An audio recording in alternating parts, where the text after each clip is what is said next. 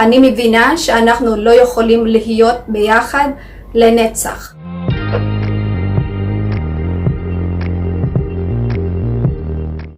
Hello everyone and welcome back to my YouTube channel, The Holy Land Travelers.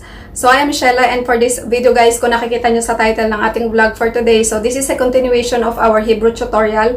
And same format pa rin naman ang gagawin ko dito. Sasabihin ko sa inyo yung past, present, and future tense ng isang Hebrew verb. And bago tayo mag-umpisa, magdi-disclaimer po muna ako na hindi po ako native speaker ng Hebrew. So for sure meron akong pagkakamali, but I will try my best naman na i-pronounce yung mga specific words na yon as precise as I can.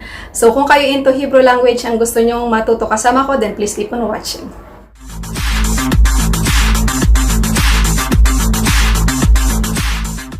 So ito na guys yung ating pattern. So ang ating first Hebrew verb is the word to pass. So ano yung to pass in Hebrew? So to pass in Hebrew is la'avor. La-a-vol. La'avor.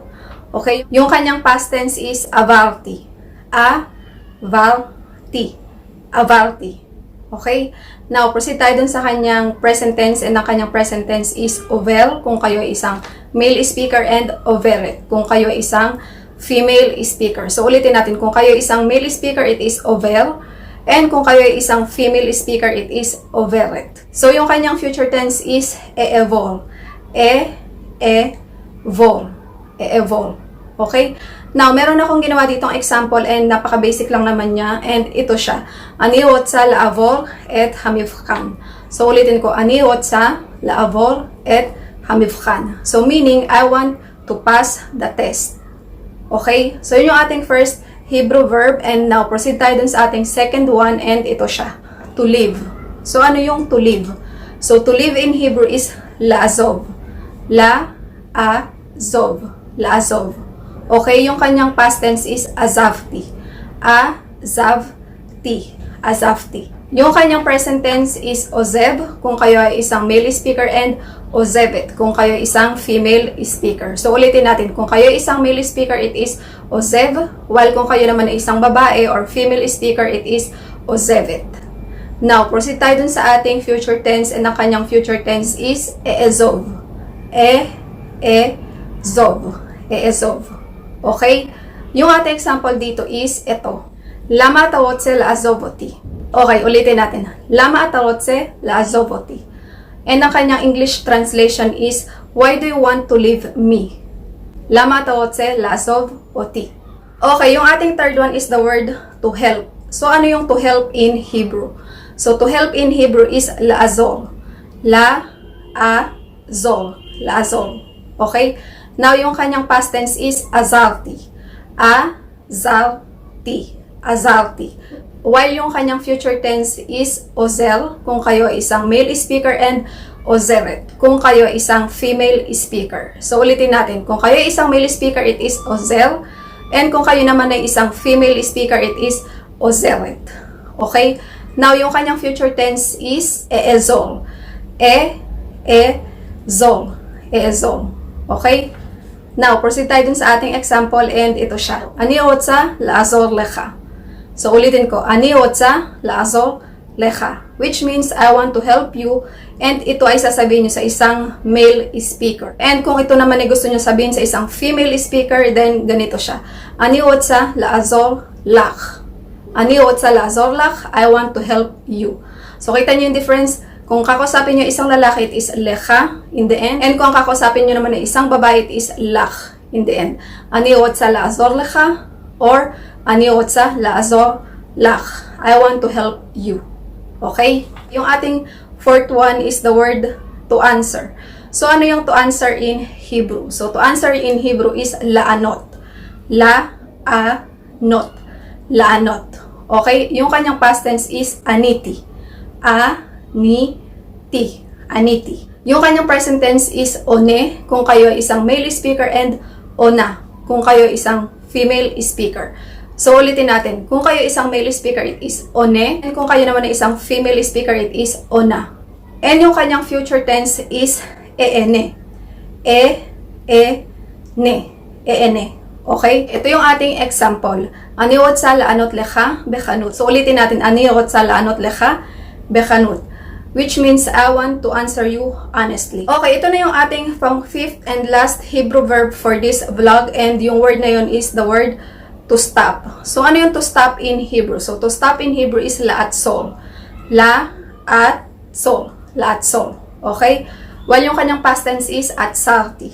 Atzalti. Atzalti. While yung kanyang present tense is otzel, kung kayo isang male speaker, and otzeret, kung kayo naman ay isang female speaker. So ulitin natin, kung kayo isang male speaker, it is otzel, while kung kayo naman isang female speaker, it is otzeret. Now, yung kanyang future tense is eetzol. Eetzol. Eetzol. Okay? Yung ating sample dito is ito, ani otza la'atzol etadumaot, aval lelo hatzlacha. So, ulitin natin. Ani otza la'atzol etadumaot, aval lelo hatzlacha. Which means, I want to stop the tears but without success. Okay guys, bago tayo mag-end ng ating vlog, meron akong isang bonus Hebrew verb kasi merong nag-comment dun sa aking previous vlog na alam kong pinanood niya from start to end kasi nakita niya na meron akong na-miss doon. And nag-request siya na i-explain ko yung word na yon. So, eto na yon. So, yung ating bonus Hebrew verb is the word to understand. So, ano yung to understand in Hebrew? So, to understand in Hebrew is lehavin. Lehavin. Lehavin. Okay? Yung kanyang past tense is hevanti. Hevanti. Hevanti. Pero, usually kasi maririnig natin dito na pinopronounce nila yung hevanti ng evanti without the H. So, hindi ko talaga alam kung ano yung tamang pronunciation doon. So, kung alam niyo yung tamang pronunciation, then please comment down below, okay? Now, yung ating present tense dito is mivin for male speaker and mivina for female speaker. So, ulitin natin. For male speaker, it is mivin, while for female speaker, it is mivina. Mivin o mivina. Okay? Now, yung future tense is avin. Avin. Avin. Okay? So, ito yung ating example. Ani mivina, שאנחנו לא יכולים להיות ביחד לנצח. So, ulitin ko. Ani mivina, שאנחנו לא יכולים להיות ביחד לנצח. So, yung kanyang English translation is, I understand that we cannot be together forever. Okay, so yun yun. So bago natin tapusin yung ating vlog for today, so magsha-shoutout muna ako ng aking mga co-YouTubers dito sa Israel. So first na shoutout ko is si Jason Rubio kasi parang pangalong beses na yata siya nagpapa-shoutout. Ito na yun bro, and I hope mag-subscribe kayo sa channel niya. So isa din siyang caregiver katulad ko, but yung difference namin is ako isang live-in caregiver and sa bahay po ako, and siya naman isang live-in caregiver pero sa nursing home. So kung kayo interesado sa buhay namin dito bilang isang caregiver, then please check his channel out. Okay? So, ang pangalawa kong isa-shoutout is si Kwento ni Taba kasi number 1 supporter po namin siya dito sa Israel, and isa din po siyang vlogger, and kung gusto nyo manalo sa mga pag-giveaway niya, bigatin po siya magpabigay ng giveaway, kadalasan laptop. So, yun, please check his channel out and maximum mag-subscribe na rin kayo, okay? Third one na isa-shoutout ko is si Sis Chesatan TV. So, si Beshi po. So, I hope na mag-subscribe din kayo sa channel niya. Napakaliwanag po niyang magpaliwanag ng kanyang mga topic na ise-share dito sa platform ng YouTube. So, talaga marami rin kayong matututunan sa kanyang channel about caregiver na katulad ko. So, please check her channel out and yun, mag-subscribe na rin kayo.